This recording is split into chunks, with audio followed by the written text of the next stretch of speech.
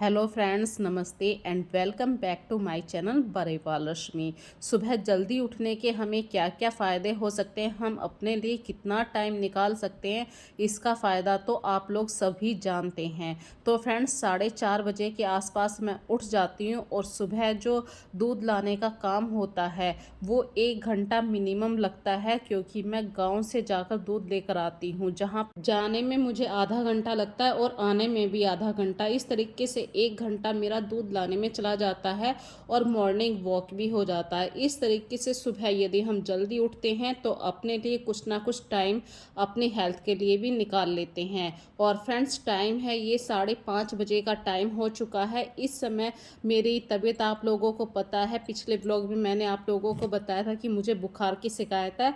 तो आज मैं नहाने से पहले ही चाय पी रही हूँ और आस्था भी उठ चुकी है। तो यहाँ पे मैं कुछ बातों को भी आप लोगों के साथ शेयर कर रही हूँ। देखिए, चाय जब हम किसी बर्तन में या कप में पाते हैं तो 1-2 बूंद तो गिर ही जाती है। आप तुरंत के तुरंत उसे वाइप कर दीजिए। और यदि थोड़ी बहुत चाय बच गई है तो एक थर्मस जैसा गिलास आता है, आप उसमें फिलअप करके रख दीजिए, चाय गर्म रहेगी।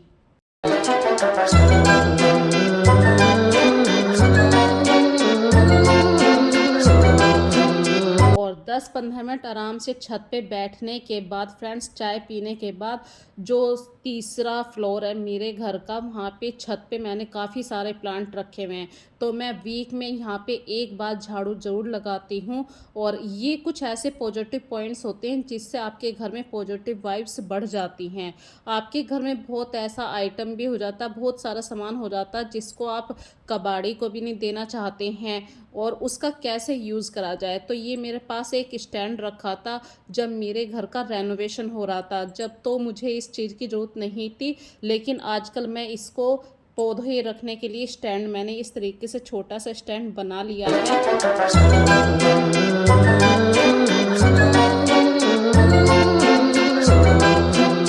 और सुबह ही सुबह जल्दी आप यदि उठ जाते हैं तो आप बहुत सारे ऐसे काम कर लेते हैं जिन्हें टाइम लगता है। जैसे कि अभी झाड़ू लगा के ये जो कूड़ा इकट्ठा हुआ है, प्लांट्स की पत्तियां निकल कर आई हैं, तो इनको मैं एक गमले में इकट्ठा कर लेती हूँ और जो मिट्टी होती है वो किसी ना किसी पौधे के अंदर डाल देती हूँ। और इसी वक्त हमारे यहाँ पे जैसे आपकी किचन का जो भी कूड़ा करकट है वो सब उठाने के लिए भी सुबह ही सुबह आते हैं।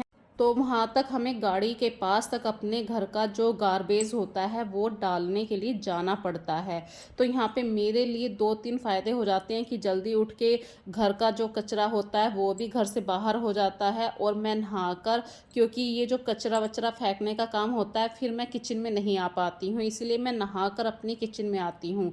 तो 2 फ़ायदे हो गए मेरा, एक तो छत भी साफ़ होगी और घर से जो कूड़ा करकट निकलना होता है वो भी निकल गया और मैं जल्दी से जल्दी नहा भी लेती हूँ। और फ्रेंड्स, ये टाइम है अभी 6-6:15 बजे का टाइम है, क्योंकि बच्चे स्कूल जाते हैं और आजकल मेरे बच्चों ने क्या प्लानिंग कर रखी है कि वो टिफ़िन नहीं लेकर जाते हैं, वो खाना खाकर जाते हैं। क्योंकि 2:30-3 बजे तक बच्चे स्कूल से आ जाते हैं। तो मैं सब्जी रोटी सुबह ज़रूर बनाती हूँ। सब्जी के साथ ही देखिए, इधर सब्जी बन रही है और मैंने मिनटों में जो चाय के बर्तन हुए थे वो भी तुरंत के तुरंत साफ़ कर दिए।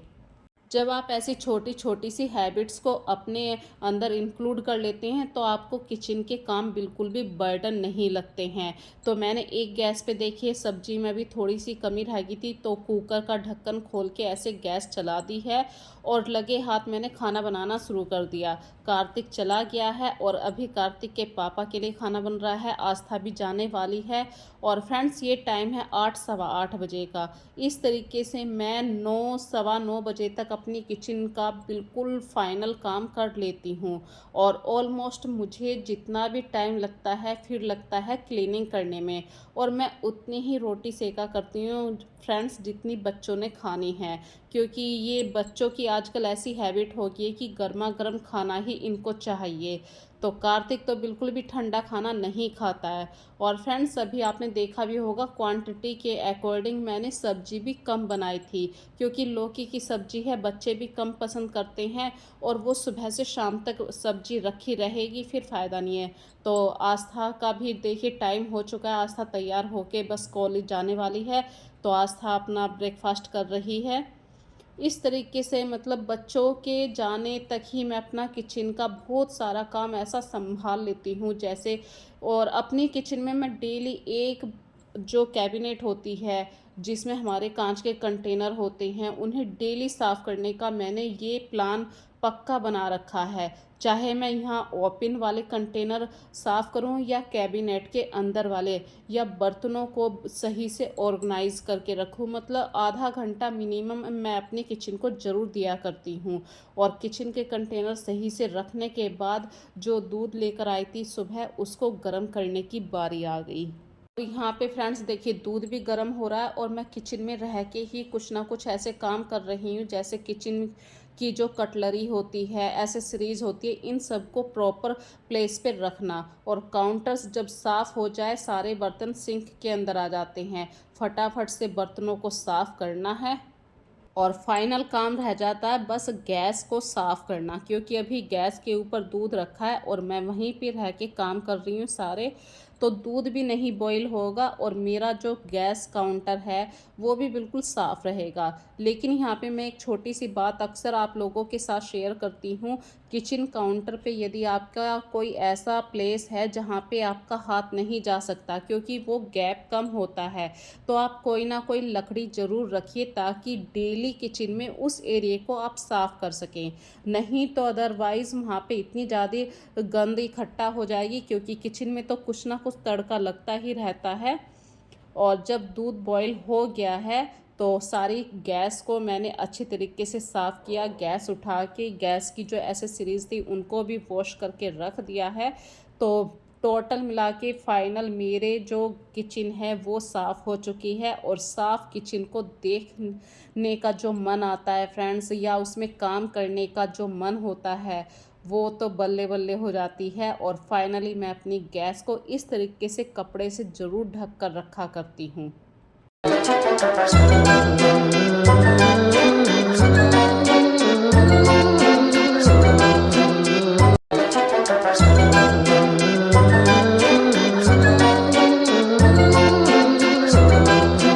तो फ्रेंड्स देखिए फाइनल मेरी किचन साफ़ होके सूख चुकी है। और सूखी हुई किचन में काम करने का जो मन होता है, या एक परफेक्ट तरीके से मैं कहूँ, हमारी किचन साफ़ हो चुकी है। हम परफेक्ट तरीके से तो इसलिए कह रहे हैं क्योंकि हमने अभी साफ़ करी है, लेकिन यदि कोई गेस्ट आ जाए तो फिर से किचन फैल जाएगी। तो आप अपनी हैबिट हमेशा चेंज रखिए। जैसे ही किचन में कुछ भी बर्तन निकलते हैं तुरंत उन्हें साफ़ कीजिए। इसी तरीके से फ्रेंड्स देखिए ये मेरी वो डाइनिंग टेबल है जहाँ पे बच्चे बैठ के खाना खाते हैं।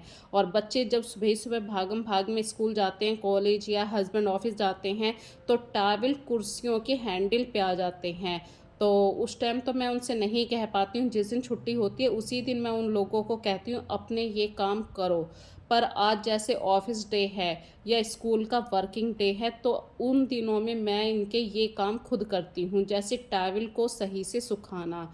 और जो सेंटर टेबल पे फालतू इधर उधर का सामान आ जाता है, या हस्बैंड जैसे चाय पीते हुए न्यूज़पेपर पढ़ते हैं, वो यहीं पे बैठ के पढ़ते हैं, तो उन चीज़ों को सही से साफ़ करना। पूरी डाइनिंग टेबल पे एक अच्छा सा कपड़ा लगा देना, ताकि जो भी डस्ट है वहाँ से हट जाए। और न्यूज़पेपर को देख के तो फ्रेंड्स मुझसे भी नहीं रुका जाता, मैं भी 10-15 मिनट तो देखा करती हूँ न्यूज़पेपर को। इससे क्या होते है, हमारी लाइफ भी अपडेट रहती है, हमें नॉलेज रहती है कि बाहर की दुनिया में क्या चल रहा है। तो अपने आप को थोड़ा सा सिर्फ घर के कामों में मत उलझा के रखिए, थोड़ा सा न्यूज़पेपर, फ़ोन से अपडेट रहना, इन सब चीज़ों से ज़रूर अपने अंदर नॉलेज को बढ़ाइए। और फ्रेंड्स 10-15 मिनट हो गई, मैंने चाय भी पी ली है और फाइनल मैं कपड़ों को लेके जा रही हूँ तीसरे पोर्शन पे, जहाँ पे मैंने अपनी वॉशिंग मशीन बाथरूम के अंदर रखी हुई है।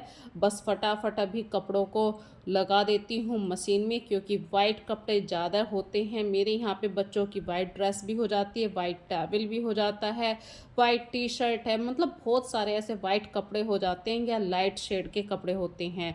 तो कपड़ों को हमेशा उल्टा करके डाला करती हूँ मैं मशीन में। और मैं कौन सा सर्फ़ यूज़ करती हूँ, नॉर्मल आप कोई भी सर्फ़ लीजिए और उसके अंदर आप कोई भी ऐसा स्मेल वाला जिसमें गुड फ्रेगनेंस हो, कंफर्ट, इसको डालती हूँ ताकि अच्छी स्मेल आए कपड़ों से और कोई भी दाग ना रहे। इसके लिए मैं वैनिश सर्फ को यूज़ करती हूँ।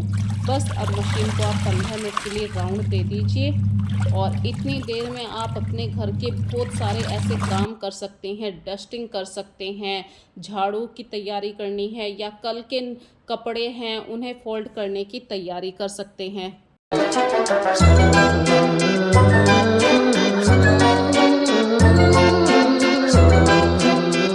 तो कल का जो व्लॉग आप लोगों ने देखा था, उस व्लॉग में मैंने बहुत सारे कपड़े धोए थे क्योंकि जन्माष्टमी गई थी और बेडशीट भी मैंने चेंज करी थी, कर्टेन्स भी चेंज करे थे। तो सभी कपड़े सूख तो गए, फोल्ड भी मैंने कर दिए थे कल ही, लेकिन कुछ कपड़े रह गए थे। उन्हें प्रॉपर तरीके से मैंने यहाँ पे फोल्ड कर दिया है। हर मेंबर के हर तरीके के कपड़े मैं अलग अलग लाइन में रखती हूँ। इससे क्या होता है कि हम जब फोल्ड करते हैं इन कपड़ों को, एक तो हमें ईजी रहता है कि हाँ जिसकी लाइन के कपड़े हैं वहाँ पहुँचा दो, फटाफट से रख के आ जाओ। और जो हमारे बेड शीट हैं, कर्टेन्स हैं, पिलो कवर हैं, इनके लिए मैंने एक अलग से सेक्शन बना रखा है। यहाँ तक कि अपने घर के जो दुपट्टे होते हैं या हैंकी होते हैं, भाई हैंकी को तो सभी अलग रखते हैं, सॉक्स को भी, लेकिन जो आप ऐसे कपड़े होते हैं जो आपको मिनटों मिनटों में निकालने पड़ते हैं, उनको भी मैं अलग ही रखा करती हूँ।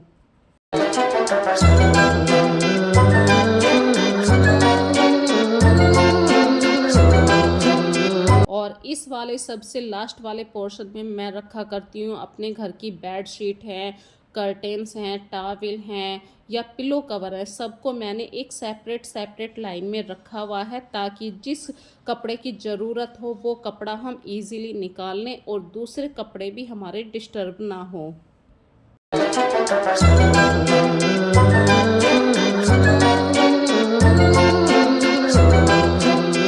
और घर के ऐसे मेंबर जिनके कपड़े हमेशा प्रेस होते हैं या कुछ कपड़े बाहर जाते हैं प्रेस होने के लिए, उन कपड़ों को मैं अलग से एक कैबिनेट में रखती हूँ।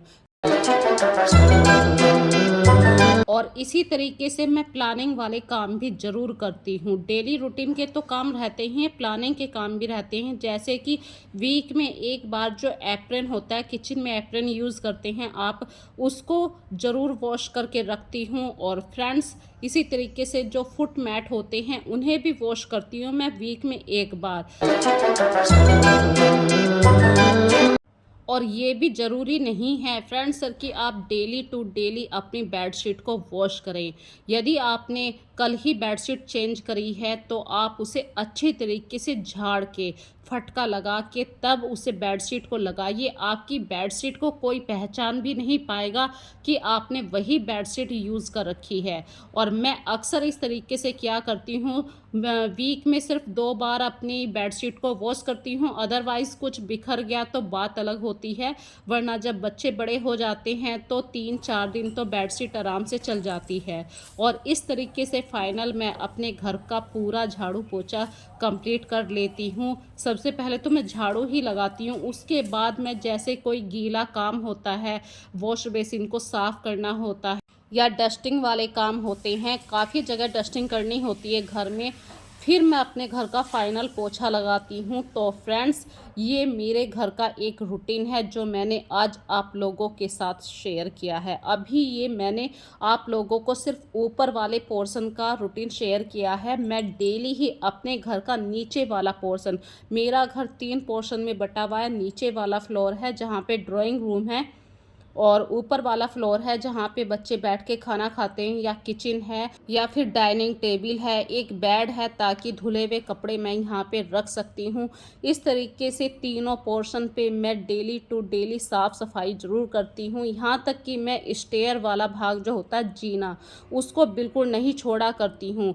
यदि ऐसा हो जाता आप लोगों को लगता है कि हाँ आज स्टेयर पे छोड़ दो, तो उसी दिन ऐसा लगता है कि कोई गेस्ट आएगा और हमारा आलस्य सबके सामने आ जाएगा। तो मैं हमेशा कोशिश करती हूँ कि ऊपर वाले पोर्शन से झाड़ू स्टार्ट करती हूँ और नीचे वाले पोर्शन तक आ जाती हूँ। यहाँ पे फ्रेंड्स मैं अपनी डस्टिंग भी कर रही हूँ। अपने ड्राइंग रूम में हर सामान को सही से व्यवस्थित रखना, सही से ऑर्गेनाइज करना, ये भी हमारी एक रेस्पॉन्सिबिलिटी है। और ये जो एक ब्यूटीफुल रनर आप देख रहे हैं, ये मैं कुछ दिन पहले लेकर आई थी, मैंने आप लोगों के साथ पहले शेयर किया है। और अपनी सेंटर टेबल को इस तरीके से साफ़ करने के बाद मैं आ जाती हूँ उस वाले रूम में जहाँ पे मैं और मेरे बच्चे अक्सर यहाँ पे आप लोगों को मिलते हैं। तो यहाँ की बेडशीट में भी मैंने 2 दिन पहले ही चेंज करी थी। आज मेरे पास फालतू ज़्यादा कपड़े नहीं है, बस डेली के ही कपड़े हैं। तो मैं हमेशा बेडशीट को, चाहे ऊपर वाले कमरे की हो या नीचे वाले कमरे की हो, हमेशा बेडशीट को झाड़ कर ही लगाती हूँ ताकि जो उसके अंदर सिलवटें होती हैं वो निकल जाएं। और ये जो आप अभी बेड के पास नीचे फ्लोर पे वो रनर देख रहे हैं या फुट मैट देख रहे हैं, इन सब चीज़ों से आपके घर में डस्ट कम आती है हमेशा बेड के साथ में। इस तरीके से आप फुट मैट को हमेशा लगा के रखिए। और साइड में जो आप अभी टेबल देख रहे थे, यहाँ पे बच्चे बैठ के पढ़ लिया करते हैं क्योंकि इस रूम का टेम्परेचर थोड़ा सा कूल रहता है। और बच्चों को तो आप जानते ही हैं, स्कूल से आए कितनी गर्मी है, गर्मी है, गर्मी इस तरीके से कहते रहते हैं। तो इस रूम में फ्रेंड्स एसी है और बच्चे अक्सर पूरा दिन 2-2:30 बजे के आसपास आते हैं, मतलब 2:30 बजे आते हैं और खाना खाने के बाद फिर से वो अपनी कोचिंग क्लास में चले जाते हैं। तो 10-15 मिनट के लिए बच्चे यहाँ पे इस रूम में मिलते हैं, फिर अदरवाइज़ वो शाम को ही आ पाते हैं। तो बच्चों की भी गलती नहीं मैं निकाल सकती कि गर्मी नहीं है, जब बाहर से आते हैं तो गर्मी ज़्यादा ही लगती है। और इस कमरे का झाड़ू पोछा करने के बाद फ्रेंड्स अब मैं जाऊंगी सबसे ऊपर वाले फ्लोर पे, जहाँ पे मैंने कपड़े लगाए हुए हैं क्योंकि मुझे अभी कपड़े भी धोकर सुखाने हैं। तो फ्रेंड्स आज का व्लॉग आप लोगों को कैसा लगा मुझे कमेंट सेक्शन में ज़रूर बताना। तो मैं हमेशा आप लोगों के लिए नए नए टॉपिक पे नई नई वीडियो अक्सर बनाती रहती हूँ। आज तो मैंने अपना डेली रूटीन शेयर किया है और कल भी मैंने अपनी वीडियो में ऐसा ही कुछ शेयर किया था। पहले कुछ जन्माष्टमी की डेकोरेशन है, इस तरीके से डिफरेंट डिफरेंट व्लॉग मैं अक्सर बनाती रहती हूँ। यदि आपको किसी और कॉन्सेप्ट के ऊपर वीडियो देखना पसंद है तो आप मुझे एक कमेंट सेक्शन में ज़रूर बता सकते हैं। और हाँ, इस वीडियो के अंदर यदि आपको कोई भी बात अच्छी लगी है या मेरा बोलने का ढंग सही नहीं लगा है तो वो भी आप लोग बता सकते हैं। तो फ्रेंड्स फिर मिलेंगे एक नई वीडियो में नए कॉन्सेप्ट के साथ, तब तक के लिए अपना ध्यान रखिए। So take care friends, bye bye.